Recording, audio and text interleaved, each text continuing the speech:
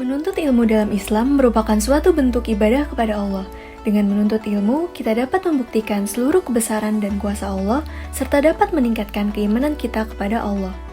Selain itu, dengan menuntut ilmu, seseorang tak akan mudah tersesat dalam kehidupan, karena ilmu sendiri diibaratkan sebuah cahaya yang akan meneranginya dari gelapnya kebodohan. Orang yang berilmu juga lebih mungkin untuk menggapai cita-cita, keinginan, serta harapan yang diinginkan. Islam sendiri merupakan sebuah agama yang sangat meninggikan derajat orang-orang yang berilmu. Allah Subhanahu wa Ta'ala berfirman pada Quran Surah Al-Mujadalah ayat 11 yang berarti, "Wahai orang-orang yang beriman, apabila dikatakan kepadamu, berilah kelapangan di dalam majelis-majelis, maka lapangkanlah. Niscaya Allah akan memberi kelapangan untukmu. Dan apabila dikatakan, berdirilah kamu, maka berdirilah. Niscaya Allah akan mengangkat derajat orang-orang yang beriman di antaramu, dan orang-orang yang diberi ilmu beberapa derajat. Allah Maha Teliti atas apa yang kamu kerjakan." Melalui firman ini, Allah telah menjelaskan keutamaan dari orang-orang yang menuntut ilmu, yaitu dimuliakan dan diangkat derajatnya oleh Allah. Adapun keutamaan lain bagi orang yang berilmu dan penuntut ilmu dalam Islam yang diantaranya adalah diberikan kemudahan untuk masuk surga. Menurut hadis riwayat Muslim, dikatakan bahwa siapa yang menempuh jalan untuk mencari ilmu, maka Allah akan mudahkan baginya jalan menuju surga. Dicintai oleh Rasulullah. Menurut hadis riwayat Abu Daud, dikatakan bahwa dari Zaid bin Sabit, ia berkata, "Saya mendengar Rasulullah SAW bersabda, semoga Allah memperindah orang yang mendengar hadis dariku, lalu menghafal dan menyampaikannya kepada orang lain. Berapa banyak orang yang menyampaikan ilmu kepada orang yang lebih berilmu, dan berapa banyak pembawa ilmu yang tidak berilmu, mendapat kebahagiaan dunia dan akhirat." Imam Syafi'i pernah berkata, "Barang siapa yang ingin sukses di dunia, maka hendaklah dengan ilmu. Barang siapa yang ingin sukses di akhirat, maka hendaklah dengan ilmu. Dan barang siapa yang ingin sukses pada keduanya, yaitu dunia dan akhirat, maka hendaklah dengan ilmu pula."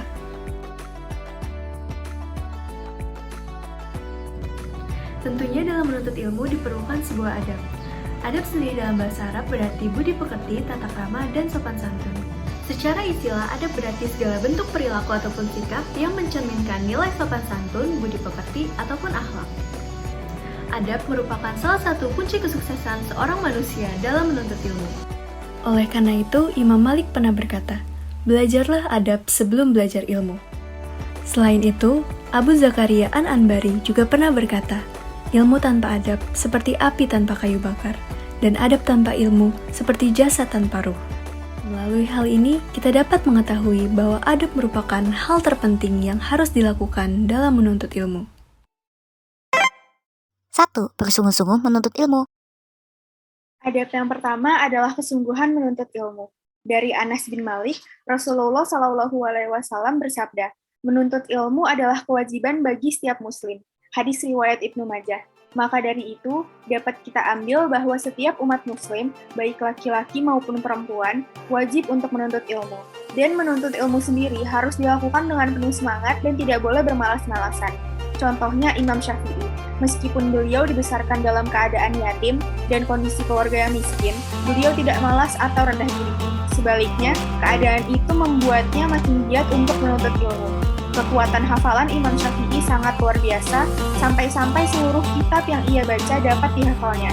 Ketika beliau membaca satu kitab, beliau berusaha menutup halaman yang kiri dan menghafalnya terlebih dahulu sebelum beliau mulai menghafal halaman yang kanan. Teman-teman, kalau belajar juga harus fokus, jangan kena distraksi ya. 2. Bersikap sopan terhadap guru yang mengajarkan ilmu. Selanjutnya adalah adab menuntut ilmu yang kedua, yaitu menegur dan menyapa guru dimanapun kita berada. Sebagai bentuk ketawadukan kita sebagai seorang murid, hendaklah menegur secara santun ketika bertemu guru, salah satunya dengan mengucapkan salam. Mengucapkan salam juga dijelaskan dalam Quran Surah Al-An ayat 54 yang berarti, "Dan apabila orang-orang yang beriman kepada ayat-ayat kami datang kepadamu, maka katakanlah Assalamualaikum atau selamat sejahtera untuk kamu. Tuhanmu telah menetapkan sifat kasih sayang pada dirinya, yaitu barang siapa berbuat kejahatan di antara kamu karena kebodohan, kemudian dia bertobat setelah itu dan memperbaiki diri, maka dia maha pengampun lagi maha penyayang." Dalam Quran surat Al-Ayat 54 dijelaskan hendaknya bagi seorang muslim ketika bertemu atau berpisah dengan muslim lain, maka hendaknya mengucapkan salam. Hal ini juga berlaku kepada guru. Ketika kita bertemu guru, hendaknya mengucapkan salam secara santun, ramah, dan tidak tergesa-gesa. Assalamualaikum, selamat pagi Bu. Apa kabar Bu? Waalaikumsalam Nak, selamat pagi. Pagi Bu, Ibu apa kabar Bu? Sehat-sehat aja? Alhamdulillah Ibu baik-baik saja. Makasih ya udah sapa Ibu. Yuk duduk yuk. 3. Punya ilmu itu tawadu, jangan takabur. Aku menjelaskan tawadu memiliki arti rendah hati, lawan dari kata sombong atau takabur. Orang yang rendah hati cenderung tak memandang dirinya lebih dari orang lain. Sementara orang yang sombong kerap kali menghargai dirinya sendiri secara berlebihan. Rendah hati tidak sama dengan rendah diri, sebab rendah diri berarti kehilangan kepercayaan diri. Meskipun dalam praktiknya orang rendah hati seringkali merendahkan dirinya di hadapan orang lain, namun sikap tersebut bukanlah lahir dari rasa tak percaya diri. Kenapa kita harus menemukan sikap tawadu?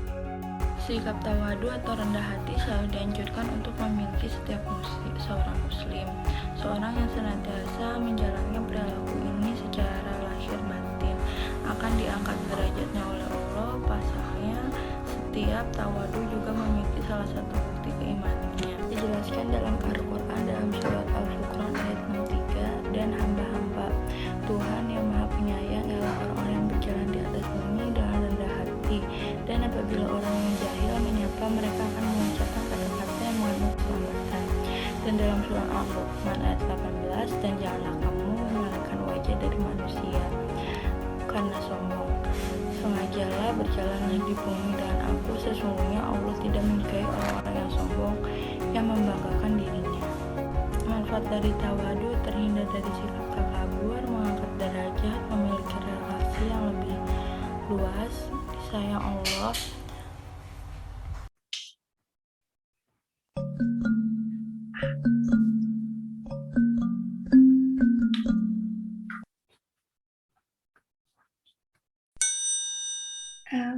Bisa, maaf, aku boleh nanya satu nomor lagi nggak?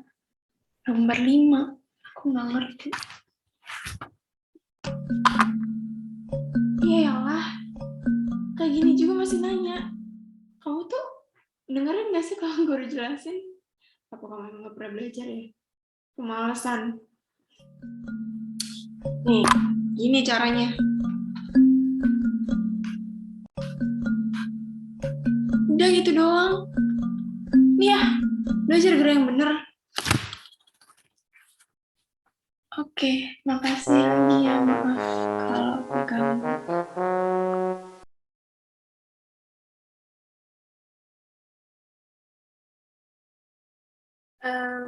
Nisa, makasih ya ilmu buat yang tadi. Sama aku juga pengen ngomong sesuatu ke kamu. Sebelumnya minta maaf kalau misalkan omongan aku ini bisa bikin kamu sakit hati. Cuman aku pengen ngingetin aja, kalau aku juga tahu aku nggak sepintar kamu atau nggak sejago kamu ngertiin soal. Tapi bukan berarti kamu bisa marahin aku atau nyombongin ilmu yang udah kamu punya. Aku juga jadi ingat firman Allah surat Luqman ayat 18 dan Al-Furqan ayat 63. Kalau Allah itu nggak suka sama orang-orang yang sombong dan membanggakan diri. Dan hamba-hamba Allah adalah hamba-hamba yang rendah hati. Dan itu aja sih yang pengen aku ngomong. Aku duluan ya, bukan. Udah. Udah, makasih. Bener juga ya, mungkin banyak orang yang aku sakitin hatinya karena omongan aku. Dan aku juga gak boleh sombong. Mulai sekarang belajar. Jadi, kesimpulannya adalah adab merupakan salah satu kunci kesuksesan dalam menuntut ilmu. Adab yang pertama yaitu bersungguh-sungguh dalam menuntut ilmu.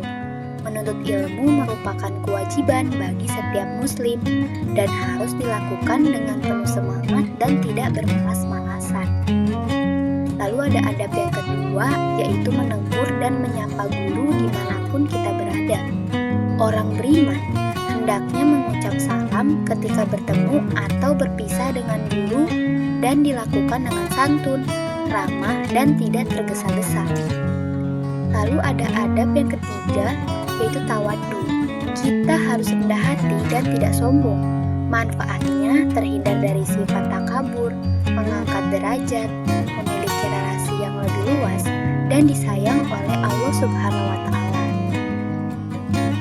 Oleh karena itu, sebagai hamba Allah Subhanahu wa Ta'ala, sudah selayaknya kita menerapkan ketiga adab ini untuk mendapatkan manfaat-manfaatnya dan pahala yang berlimpah.